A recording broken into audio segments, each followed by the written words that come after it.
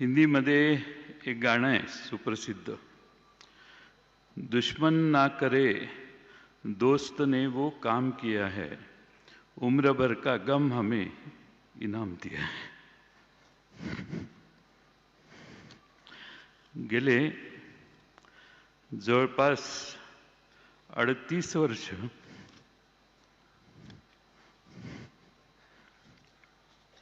आम्ही एकत्रित काम केलं. क्लासमेट म्हटलं की 10-12 वर्षाची साथ असते, पण मला आठवते 1991 पासून आम्ही विधानसभेच्या एका वर्गात जवळपास शेजारी शेजारी बसायचो.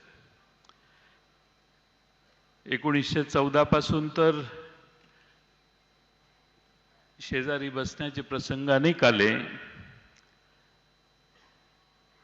अनेक पैलू दादांचे आम्ही सगळ्यांनी जवळून पाहिले. माझ्याकडे तर प्रचंड आठवणी आहेत. खुल्या मनाचा, दिलदार मनाचा आणि विरोध करायचा असेल तर ठामपणाने करणारा नेता म्हणून आम्ही अजितदादांना अनुभवलं. राजकारणामध्ये गोड बोलावं लागतं, सर्वांना सांभाळून घ्यावं लागतं, असं मी त्यांना नेहमी सांगायचो. ते म्हणायचे गोड बोलायला मला जमत नाही, ते तुमचा मार्ग आहे, मी जे आहे तेच सांगणार. मी एखाद्या मीटिंगच्या आधी सांगितलं की हे आता अमक्या अमक्या जिल्ह्यातले अमक्या अमक्या तालुक्यातले येत आहेत, थोडं शांतीनं घेऊ आणि नंतर आपण हँडल करू, मला सांगायचं आत्ताच सांगणार मी. एवढा ठामपणा मी महाराष्ट्रातल्या देशातल्या कुठल्याही नेत्यामध्ये आजपर्यंत बघितला नाही. जे असेल ते समोर आणि रोखठोक. आणि म्हणून अजितदादांना दादांच्याबद्दल एक घोषणा असायची, मी मगाशी सांगितलं, एकच वादा अजितदादा. आणि ते खरंच होतं की महाराष्ट्रातल्या सगळीकडं आम्ही जिथं जिथं त्यांच्यावर गेलो, जनतेला ही खात्री असायची आणि म्हणून जनताच घोषणा द्यायची, एकच वादा अजितदादा. अनेक आठवणी त्यांच्या मी आपणाला सांगू शकेन, अनेक मान्यवर बोलणार आहेत, पण माझ्यासारख्या कार्यकर्त्याला वाटतं की अजितदादांचं एक स्वप्न होतं, महाराष्ट्र घडवण्याचं होतं, महाराष्ट्रातलं राजकारण घडवण्याचं होतं. आणि त्यासाठी हळूहळू पुन्हा मैदान तयार करावं, हळूहळू संघटना आणखीन जोरदारपणाने वाढवावी आणि एकसंघपणाने या मैदानात अधिक ताकदीनं काम करावं, हे दादांचं स्वप्न होतं. आणि हे स्वप्न पाहत असतानाच नियतीने मोठा घात केला. मी दादांना फार जवळून पाहिलं अलीकडच्या काळात.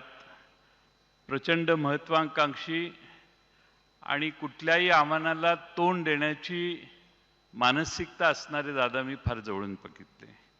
आणि म्हणून आज मला म्हणावं लागतंय की प्रचंड मोठ्या महत्वाकांक्षेची राख रांगोळी त्या अपघाताने झाली.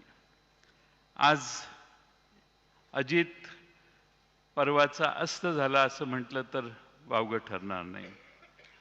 खरं म्हणजे वाऱ्यासारखा महाराष्ट्रभर फिरणारा दादा एका क्षणात शांत कसा झाला हे आजही महाराष्ट्राला कोडं आहे.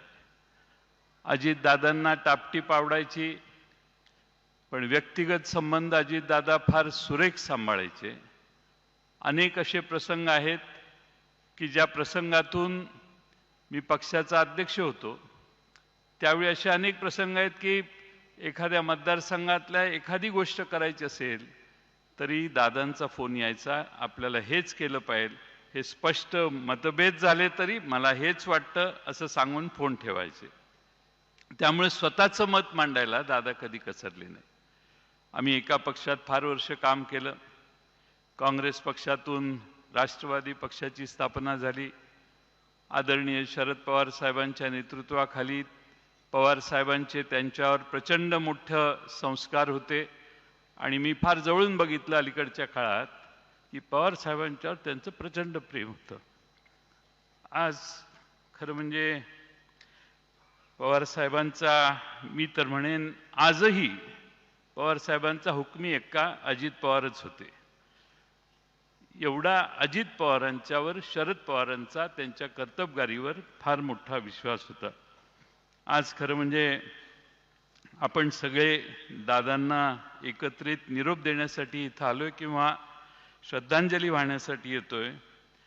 मी नेहमी त्यांना म्हणायचो आबा गेल्यानंतर, दादा मी लहान आहे, आबा जाण्याच्या आधी आबा मोठे आहेत, तुम्ही मध्ये आहात, माझा नंबर फार मागचा आहे, मला बराच टाईम आहे कुठल्याही करिअरसाठीच्या.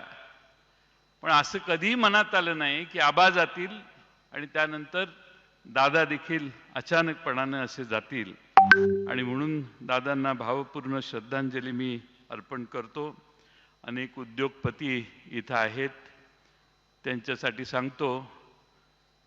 Many industrialists are sitting here. I would like to tell them, this man used to wake up at 5 o'clock. 6 o'clock he used to start his work. 6:15, 6:20 he used to be seen on the streets of Baramati or in any meeting where he used to call people and start meeting. माणसं 10 वाजता दिवस सुरू करतात, 12 वाजता दिवस सुरू करतात. The politicians usually start day by 9:30, 10, 11. But this man used to start day at 6 o'clock.